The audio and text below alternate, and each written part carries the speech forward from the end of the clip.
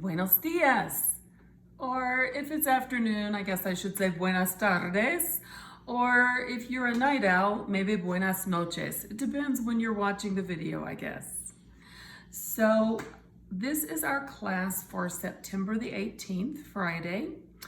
And the class is going to be a little bit divided. We are starting off together checking our homework, which is workbook pages 59 and 60. You should have already done that by the time you see this video, and you can post it if you are a virtual student. If you're going to be back in the class on Friday, please have the homework there. Remember, virtual students, if you're at home learner, you get an extra day, so you can post it Monday if you like, and I will check it. So we are going to be doing a warm-up with Quizlet. I'm going to ask everybody to do the flashcards, and those who are taking the test today will, after the flashcards, will get their test and start taking their test. Those who opted, and by the way, you may not know that yet, but I gave students the option today to wait until next Wednesday. Some of them didn't feel they were ready, and so I gave them the option to wait until next Wednesday to take their quiz or their vocabulary quiz on this unit. And so what they are going to do is continue working through the Quizlet learning activities. I feel like we've gotten hung up down here in match and gravity, and those are a lot of fun, but if we're not able to take our quiz when it was scheduled, then I'm thinking maybe we need to work with some of these other things first. So Learn has a little problem right now and is not working great. It may work fine on your computer.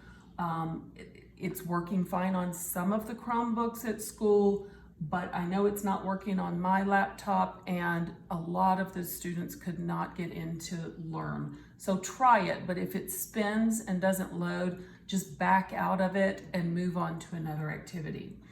I'd like you to do Write.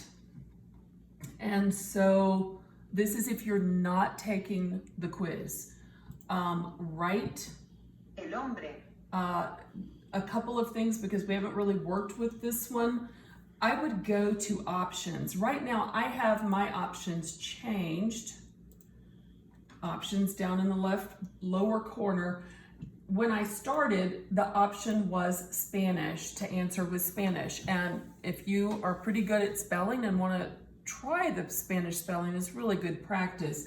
But I know a lot of students would probably never finish right if they did that. So if you want to answer in English, it's still going to give you the Spanish word for you to come up with the English answer, and it's good practice.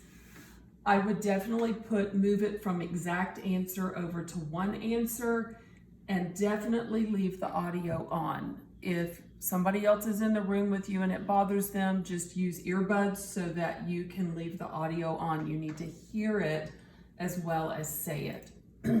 And then you just type your answer in English, and it will give you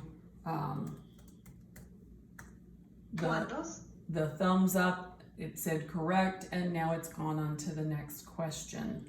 If it is a question, it's going to have punctuation in the answer. Okay, so back to the activities. Spell is very similar to Write. Test doesn't always work well with sets. You can try it if you would like to, but do some of these others. At least do flashcards and Write before you move into match and gravity. They're fun ways to practice, but sometimes they don't rehearse all the words, and you really need practice with all the words if you're not taking your test today. If you are taking your test today, print it out and you may take it. Hasta luego. Buena suerte.